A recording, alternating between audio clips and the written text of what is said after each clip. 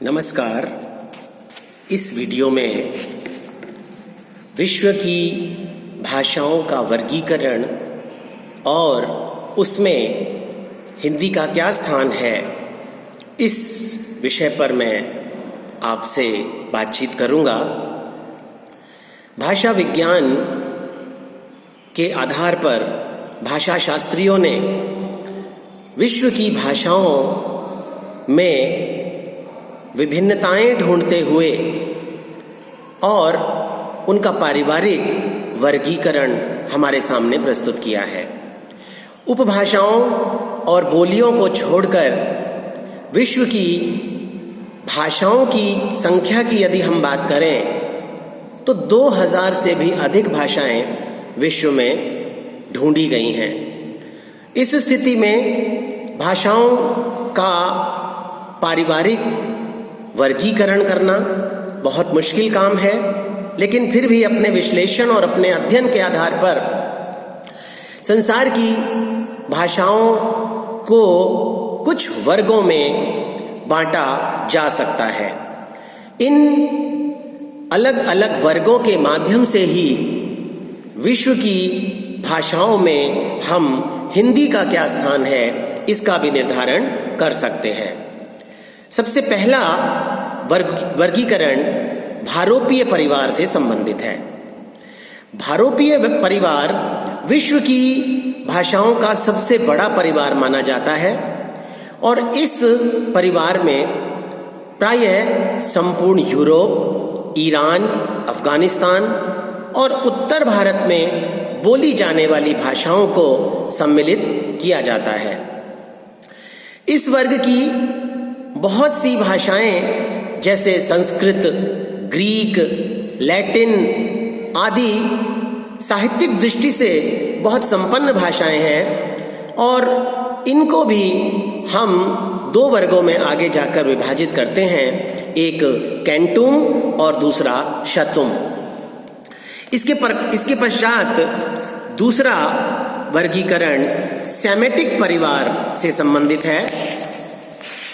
Semitic परिवार का जैसे कि नाम से स्पष्ट है, कहा जाता है कि हजरत नूह के बड़े पुत्र जो दक्षिणी पश्चिमी एशिया के निवासियों के आदि पुरुष माने जाते हैं, उन्हीं के ज्येष्ठ पुत्र सामी के नाम पर इस भाषा परिवार का नाम सेमेटिक पड़ा। इस भाषा का क्षेत्र अरब, इराक, फिलिस्तीन, सीरिया, ईरान, अरब और अफ्रीका में मिस्र, इथोपिया, ट्यूनीशिया, अल्जीरिया और मोरक्को माना जाता है। इस परिवार की प्रमुख भाषा अरबी मानी जाती है और इसी में साहित्य, विज्ञान, गणित, ज्योतिष, धर्म, दर्शन आदि क्षेत्रों की संपन्नता है। अरबी भाषा और साहित्य ने फारसी, तुर्की, उर्दू, बंगाली, गुजराती और हिंदी आदि क्षेत्रों को भी प्रभावित किया है। इसके अतिरिक्त एक अन्य परिवार है हेमिटिक परिवार। हेमिटिक परिवार का नामकरण भी जैसा कि माना जाता है हजरत नूह के छोटे पुत्र हेम के नाम पर पड़ा। बहुत धीरे धीरे इस परिवार की भाषाएं समाप्त हो गईं और उन भाषाओं पर सेमेटिक परिवार का आधिपत्य स्थापित हो गया। हेमिटिक परिवार में कुछ धार्मिक साहित्य लिखा हुआ मिलता है और कुछ शिलालेखों की खोज भी इस परिवार की भाषाओं में हुई है। इस परिवार में मिस्री शाखा, एथियोपिक शाखा, लीबियन शाखा, मिश्रित और फुला शाखाएं मानी जाती हैं। एक अन्य परिवार है चीनी परिवार। इस परिवार की प्रधान भाषा चीनी है और इस परिवार का प्रसार चीन, तिब्बत, बर्मा सियाम और हिमालय के अंदरूनी हिस्से या अंदरूनी प्रदेशों से है। इसके बोलने वालों की संख्या के आधार पर भारोपीय परिवार के बाद इसी का स्थान आता है। इस भाषा में बौद्ध धर्म का संस्कृत साहित्य अनुदित होकर हमारे सामने उपलब्ध है। एक यूरल ऑल्टाइक परिवार है। इस परिवार को तुरानी या सीरियम परिवार भी कहते हैं और इस परिवार की भाषाओं में इस परिवार की भाषाएं यूराल और ऑल्टाई पर्वत के मध्य क्षेत्रों में फैली हुई हैं। क्षेत्रफल की दृष्टि से इस भाषा परिवार का स्थान भारोपीय परिवार के बाद है।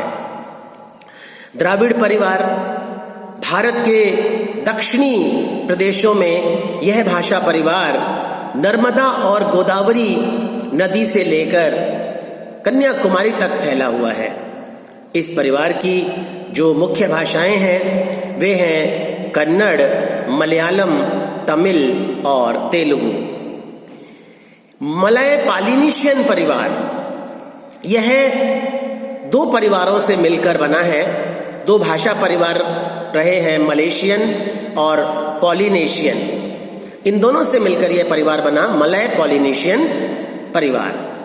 यह परिवार मलाया प्रायद्वीप, प्रशांत महासागर के सुमात्रा, जावा, बोर्नियो आदि द्वीपों और अफ्रीका के निकटवर्ती मेडागास्कर द्वीप तक फैला हुआ परिवार है। इसकी शाखाओं में माओरी, टोंगी, हवाई, समोई, ताहिती और मार्कस्वीन आदि भाषाएं सम्मिलित हैं। बंटू परिवार, इस परिवार की सभी भाषाओं में आदमी के लिए बटू शब्द ही प्रचलन में आता है, इसलिए इस भाषा परिवार को बटू परिवार के नाम से संबोधित किया गया। इस परिवार की भाषाओं में दक्षिण अफ्रीका की आदिम जातियों द्वारा बोली जाने वाली भाषाएं सम्मिलित हैं। यह बटू परिवार दक्षिणी अफ्रीका के बहुत बड़े भाग और जंजीबार द्वीप आदि में फैला हुआ मिलता है।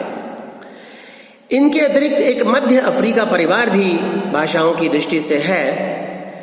ये भाषाएं जो इस परिवार से संबंधित हैं वे अफ्रीका के भूमध्य रेखा के उत्तर और हेमेटिक परिवार के दक्षिण में पूर्व से पश्चिम तक फैली हुई भाषाएं हैं। सूडान की भाषाएं इसी परिवार के अंतर्गत आती हैं। ऑस्ट्रो प्रशांतीय परिवार, इस भाषा परिवार में देखा जाए तो ऑस्ट्रेलिया महाद्वीप और प्रशांत महासागर के छोटे छोटे जो द्वीप हैं उनमें बोली जाने वाली भाषाएं आती हैं और इनकी प्रधान बोली मैम्बारी है। अमेरिकी भाषा परिवार, कुछ ऐसी उत्तरी और दक्षिण अमेरिका की भाषाएं जिनको भाषा शास्त्रियों ने 24 वर्गों में विभाजित किया है उनको अमेरिकी भाषा परिवार के नाम से संबोधित किया जाता है और इसमें उत्तरी और दक्षिणी अमेरिका की भाषाएं सम्मिलित हैं। अब बात हम करते हैं भारोपीय परिवार की। तो भारोपीय परिवार में अपना एक बहुत महत्वपूर्ण भाग भाषाओं का भारोपीय परिवार में सम्मिलित है। हिंदी की जहां तक हम बात करें इसका संबंध भी भारोपीय परिवार से ही है। जैसा कि पहले भी बताया जा चुका है कि भारोपीय परिवार भाषा परिवार की दृष्टि से संसार में सबसे बड़ा भाषा परिवार है। भारत से लेकर ईरान और आर्मेनिया होता हुआ यह परिवार ब्रिटिश द्वीपों तक फैला हुआ है।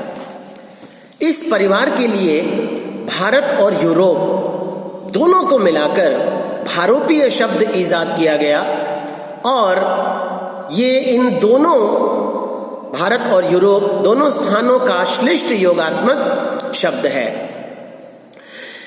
जैसा कि पहले भी मैंने बताया कि इस परिवार को केंटुम और शतुम दो वर्गों में विभाजित किया गया और प्रत्येक वर्ग में 4-4 उपवर्ग भी शामिल हैं। केंटुम वर्ग के उपकुलों में केल्टिक, इटैलिक, जर्मनिक या ट्यूटोनिक, ग्रीक, हित्ती और तोखारी शामिल हैं। शतुम वर्ग के उपकुलों में आर्मेनियन, अल्बेनियन, लेक्टोस्लाविक और भारत ईरानी वर्ग शामिल हैं। भारत ईरानी उपकुल का यहाँ थोड़ा सा मैं आपके सामने वर्णन करूंगा। इस उपकुल को यानी भारत ईरानी उपकुल को दूसरा नाम भी दिया गया जिसको कहा गया आर्य वर्ग। भारोपीय परिवार की भाषाओं में भारत ईरानी वर्ग में सबसे प्राचीन साहित्य सामग्री हमारे पास उपलब्ध है। इसकी दो उपशाखाएं हैं, एक ईरानी और दूसरी भारतीय। इसमें एक तीसरी शाखा दरद या पैशाची भाषाओं की भी सामने आती हुई दिखाई पड़ती है। ईरानी जो उपशाखा है उसको ईरान की भाषा के ऐतिहासिक क्रमानुसार 3 वर्गों में विभाजित किया गया, प्राचीन, मध्यकालीन और आधुनिक। इनमें प्राचीन ईरानी की 2 और भाषाएं भी सामने आई, अवेस्ता और प्राचीन फारसी। अवेस्ता अधिक प्राचीन भाषा है। पुरानी ईरानी के सबसे प्राचीन नमूने पारसियों के धर्म ग्रंथ अवेस्ता में मिलते हैं। प्राचीन फारसी ईरान के दक्षिण पश्चिम भाग की भाषा थी। अवेस्ता और प्राचीन फारसी बहुत अंशों में संस्कृत से मिलती जुलती भाषा दिखाई पड़ती है। मध्यकालीन ईरानी का मुख्य रूप पहलवी है। इसका समय ईसा की 3री शती से लेकर 9वीं शताब्दी तक माना जाता है और आधुनिक ईरानी भाषा में फारसी मुख्य भाषा है। इसका सबसे प्राचीन रूप फिरदौसी के शाहनामे में मिलता है।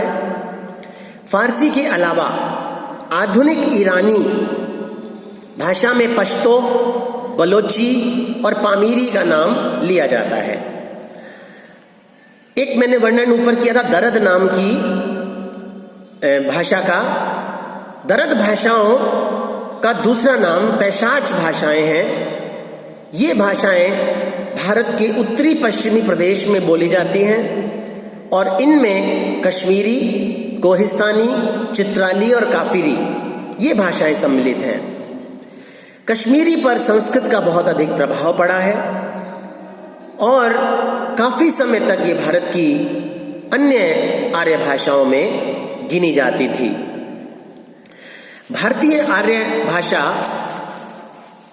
शाखा, यह शाखा भी 3 कालों में विभक्त की गई, प्राचीन काल, मध्यकाल और आधुनिक काल। प्राचीनतम भारतीय आर्य भाषा का उपलब्ध ग्रंथ ऋग्वेद है। प्राचीन भारतीय आर्य भाषा को सामान्यतया संस्कृत कह दिया जाता है और इसमें वैदिक और लौकिक दोनों ही रूप सम्मिलित हैं। जहां तक मध्य भारतीय आर्य भाषा का प्रश्न है, इसमें पाली, अशोक की धर्मलिपियों की भाषा, अपभ्रंश और साहित्यिक प्राकृत आदि आती हैं। और आधुनिक काल में भारत की जो वर्तमान आर्य भाषाएं हैं हम उन्हें सम्मिलित करते हैं, जो कि लगभग उत्तर भारत में, पूरे उत्तर भारत में बोली जाती हैं। साहित्यिक दृष्टि से यदि बात करें तो इसमें हिंदी, पंजाबी, गुजराती, बंगाली और मराठी आदि प्रमुख भाषाएं हैं। इस प्रकार जो विवेचन हमने यहाँ किया उसमें हम देखते हैं कि विश्व की भाषाओं में हिंदी का एक बहुत महत्वपूर्ण स्थान है। भारोपीय परिवार के भारत ईरानी उपकुल में भारतीय आर्य भाषा की आधुनिक भाषाओं में से एक मुख्य भाषा हिंदी है। इसलिए हिंदी का एक बहुत महत्वपूर्ण भाषा के रूप में उदय हुआ। धन्यवाद।